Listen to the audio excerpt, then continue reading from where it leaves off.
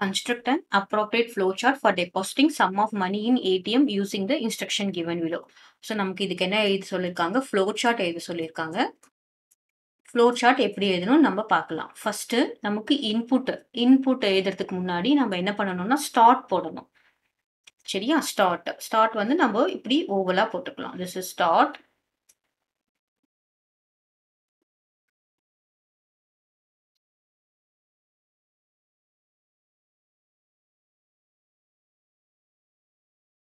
Next input எப்பயுமே எப்படி இருக்கும் அப்படின்னு பாத்தீங்கன்னா parallelogramல தான் இன்புட் இருக்கும். ஓகே, parallelogramல இன்புட் இருக்கும். நெக்ஸ்ட் ப்ராசஸ் எல்லாமே பாத்தீங்கன்னா ரெக்டாங்கிள்ல இருக்கும். இப்போ நமக்கு பாருங்க 8 ப்ராசஸிங் இருக்கு. அது நம்ம எல்லாமே எதுல போடணும் அப்படின்னு பாத்தீங்கன்னா ரெக்டாங்கிள்ல போடணும்.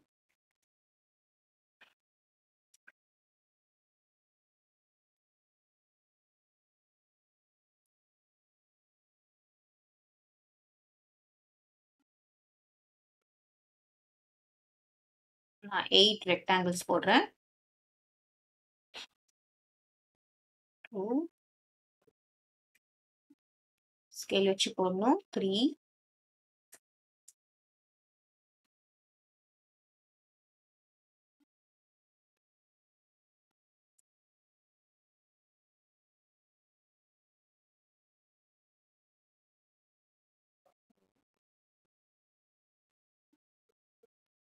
எல்லாமே சேம் சைஸ் போடுங்க.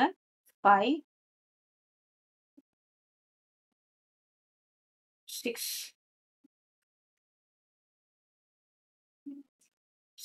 7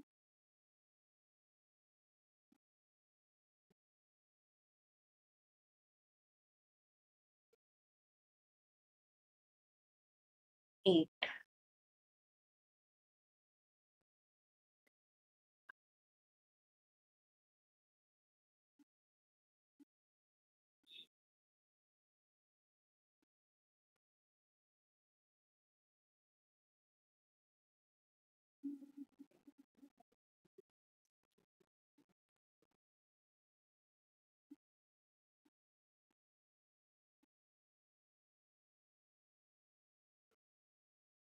8 ரெக்டாங்கிள்ஸ் போட்டாச்சா? அடுத்ததான் நம்ம என்ன பண்ணணும்?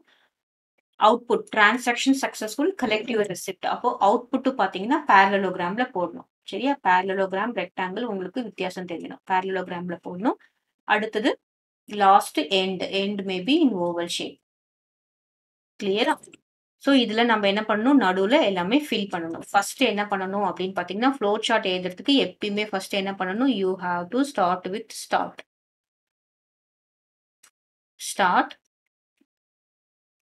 Next swipe. இங்க ஃபர்ஸ்ட்ல என்ன எழுதிருக்கோ அப்படியே எழுதணும். Swipe your debit card.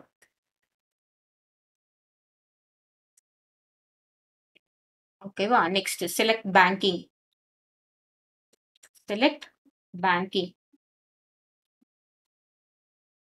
அடுத்தது select language. Next enter your pin. Enter your ATM pin. Enter your ATM ஓட பின் நம்ம என்டர் பண்ணணும். அடுத்ததான் செலக்ட் டெபாசிட்.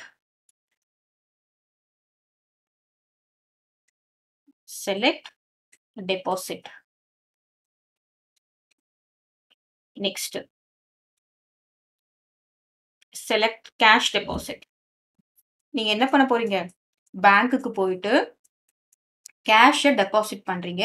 அப்போ இது எல்லாமே அந்த பேங்க்ல ஏடிஎம் மிஷின் பார்த்துருக்கீங்கல்ல, அதுல எல்லாமே இதுல இருக்கும். நம்ம ஒன்னொன்னா செலக்ட் பண்ணணும். Select account type. ஏசி போட்டதுன்னா என்னது? அக்கௌண்ட் டைப் செலக்ட் பண்ணணும்.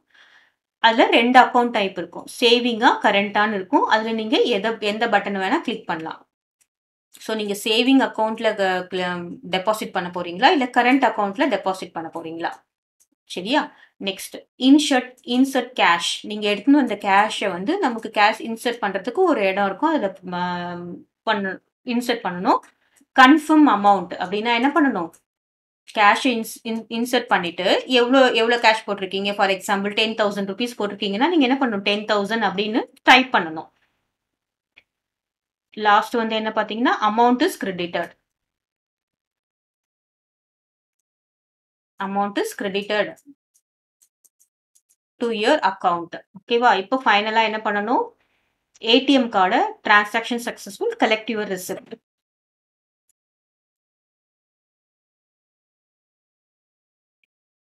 Transaction successful.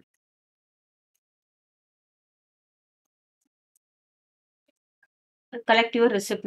நமக்கு வந்திருக்க இந்த பில், அந்த ரிசிப்ட நம்ம கலெக்ட் பண்ணிக்கணும். வெளியில எழுதக்கூடாது, உள்ளதான் எழுதணும். Next end. கிளியரா? சோ இதுல பாத்தீங்கன்னா, கண்டிப்பா இது ஃப்ளோக்கு என்ன பண்ணணும் நம்ம? ஆரோ மார்க் போடணும். இப்படியே விட்டுறக்கூடாது. இத நம்ம என்ன மிஸ் பண்ணியிருக்கோம் அப்படின்னு பாத்தீங்கன்னா, ஆரோ மார்க். சோ ஃபர்ஸ்ட் ஸ்டார்ட்ல இருந்து ஆரோ மார்க். அப்புறம் பாத்தீங்கன்னா, செலக்ட் பேங்கிங். இங்க ஆரோ மார்க். அடுத்தது இது. அடுத்தது இது. ரைட்?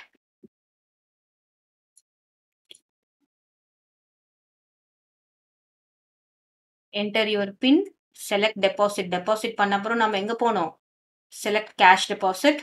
அதுக்கப்புறம் செலக்ட் அக்கவுண்ட் டைப். சேவிங் அக்கவுண்டா, கரண்ட் அக்கவுண்டா, இன்செர்ட் கேஷ் பண்ணணும். அப்புறம் தான் என்ன பண்ணணும்? அமௌண்ட் கிரெடிட் ஆகும். So now we have transaction successful.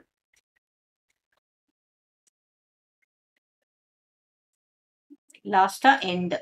கிளியரா? So you have to make it in scale, not like me. So this is the way to write the flow chart.